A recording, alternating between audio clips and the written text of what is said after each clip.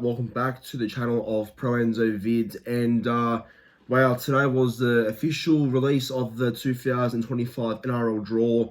Maybe the second Christmas for most NRL fans, who knows, but yeah, it was a big day of finding out who plays who, writing down the big grudge matches and the games to look forward to. And yeah, definitely I've been looking at that as well, which is why this video is about the top 10 grudge matches slash face-ups or match-ups, I should say, coming into 2025. Obviously, a lot of interesting transfers have happened, and a lot of transfers to different clubs have come with a lot of hate and negativity, but some not really. I guess it's more about just the interest of like how this player will go against his former club and whatever. So that's sort of what the video is about. I'm going from 10 being the least, and then obviously to 1 being the most intriguing out of the 10. But as always, please be sure to like, comment, and subscribe to the channel. What are we at now in subscriber count? I'm just going to check quickly because I'm not too far away from 4,500. So currently at 4,913 subs. Okay, we are a little bit far away, but I reckon I'm still confident I can get there by the end of the year. So if you are a new viewer watching right now, please be sure to like, comment, and subscribe to the channel. But more importantly, enjoy the video, and here we go. 10 to 1. All right, number 10. So the first one is it's quite a grudge match because we know how the ending happened back in 2022 between both the coach and the club. Michael Maguire versus the Tigers in round 6. This will be a big one for many reasons. I believe this is a Saturday night at Suncorp, I believe. Let me just double check that. But yeah, it's a big game, this one, because, obviously it didn't end on good terms. Madge was adamant that he was the guy that could fix the Tigers up and really get them going, but then the Tigers management had other ideas, I'm pretty sure. Round 5 it is, my bad, round 5. Yep, Saturday night, round 5 at Suncorp. So yeah, it's obviously going to be a heated affair. Obviously, Madge was treated pretty badly, and then obviously he's now the coach of the Broncos.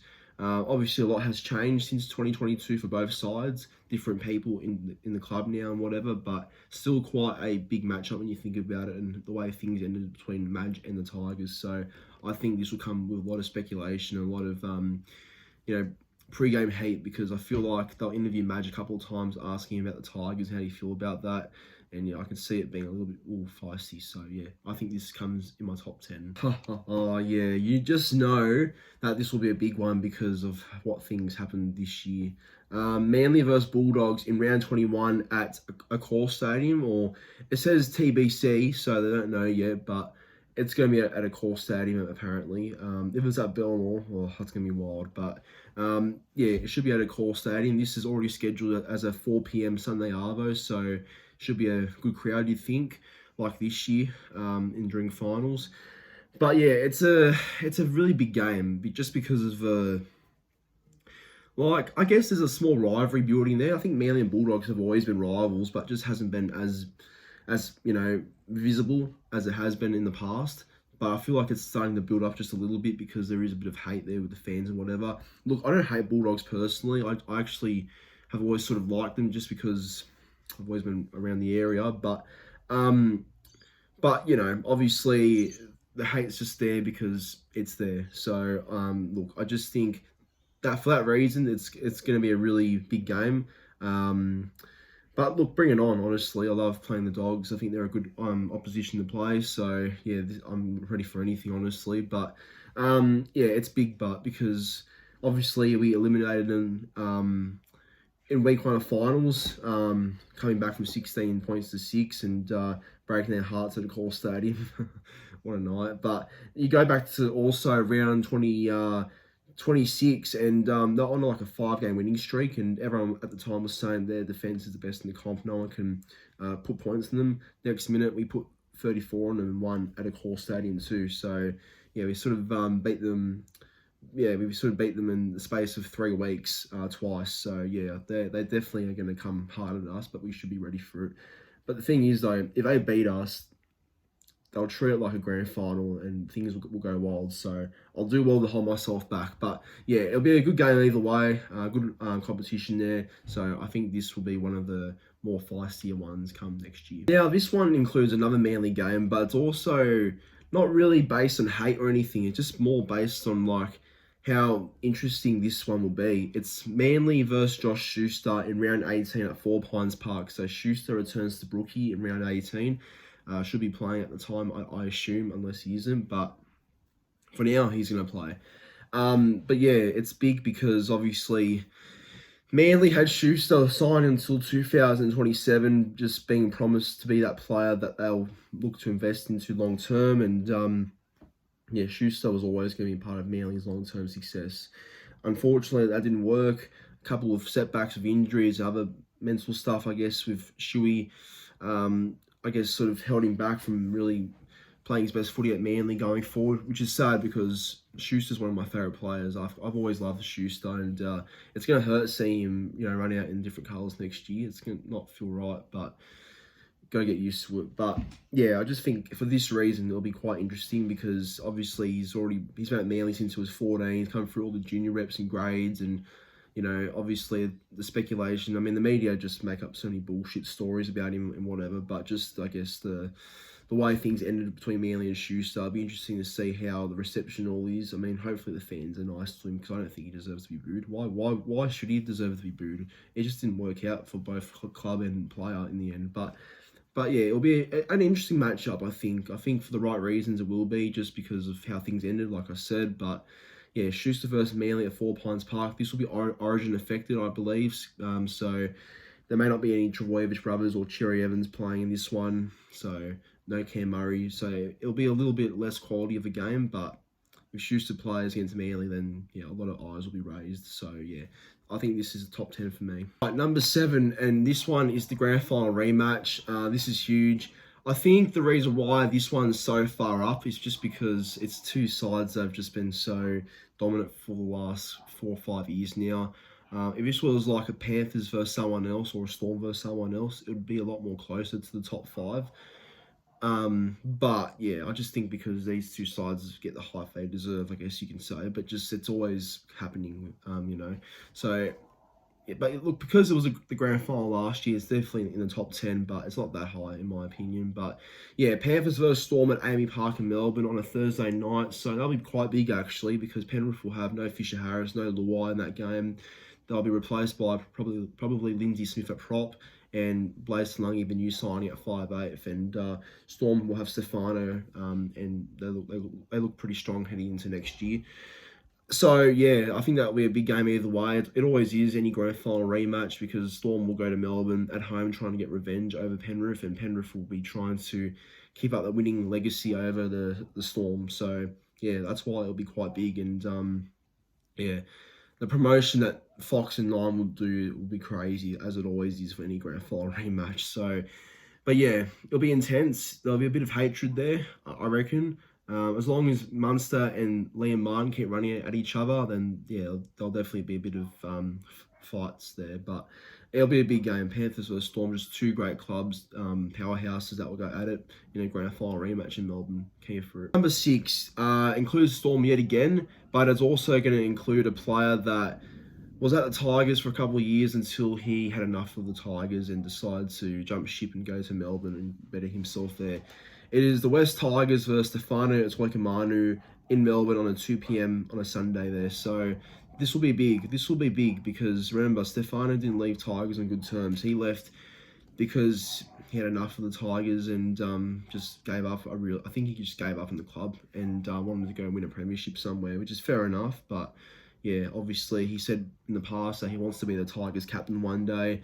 He said he loves the club, and then next minute he decides he wants to call it quits and leave the Tigers and admit that he doesn't think he can win a comp there. So Tigers will remember that, and they'll definitely be looking to go at him for sure. But then Stefano's in a really good Storm team, so I expect him to take his game to a whole new level. So, but yeah, obviously that hate between Atuokomanu and Tigers will make this game quite interesting. Every run Stefano takes, there'll be definitely a bit of a different feeling to it, I reckon. So.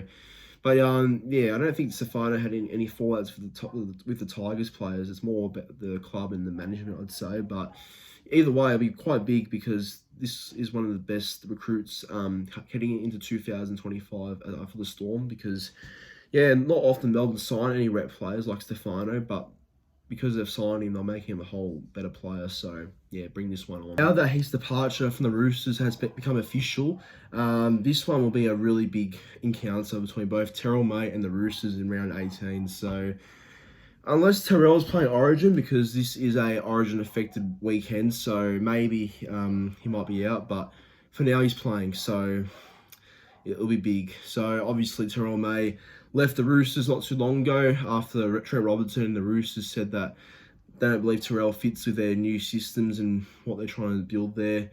And yeah, they just believe that he's not part of their plans. And obviously, that was a shock to everyone. And I think now that Terrell May's now a Tiger, and he will be a big signing for the Tigers, I guarantee that.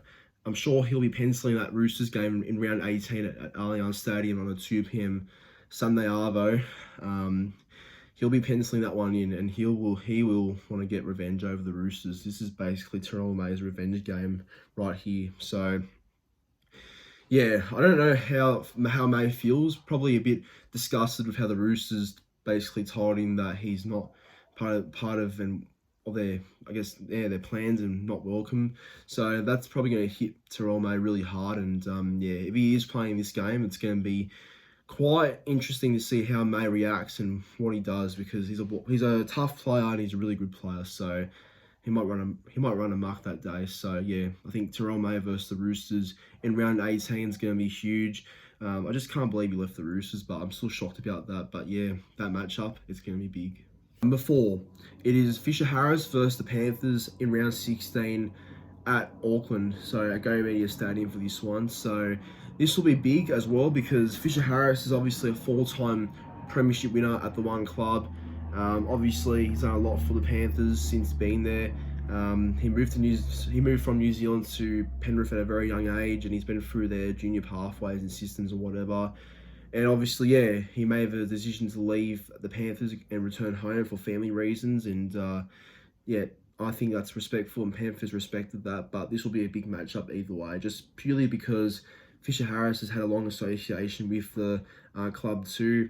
And, you know, knowing Fisher Harris, he's a player that doesn't ever back down. So obviously when he's at the Warriors, I'm sure he'll bring a new dimension to that team. But he won't back down. And yeah, I'm sure he'll have to give it his all against that Penrith pack without him, and he'll be versing his best mate Moses Leota. So Leota versus Fisher Harris. That's gonna be really weird to see, actually, because no one would have ever thought that would see Fisher Harris versus Leota in the game. But this one, yeah, is quite big. You know, Fisher Harris versus Cleary, versus Edwards, versus all his former teammates, Isaiah Yeo. So I don't know. It's going to be weird seeing Fisher Harris play against Penrith. You know, it just won't look right. But it's going to happen in round 16 at Auckland. And yeah, it's bigger because the Panthers have not played in New Zealand since 2019. So it's quite a fair while since they actually played in New Zealand. And I remember a couple of years ago, Fisher Harris was demanding the NRL to play the Panthers against the Warriors in New Zealand. But there we go. They're going to play in New Zealand, except Fisher Harris will actually represent the New Zealand club, the Warriors. So there you go. So yeah, obviously a 4-time premiership winner against his old club. It's going to be quite huge, I reckon. Telling you, I get excited for this one because this will be another very big matchup between both Josh Adokar and the Bulldogs in round 3. So obviously a bit like Terrell May, you know, can't believe Adokar is not a Bulldog anymore. Adokar just feels so right being a Bulldog.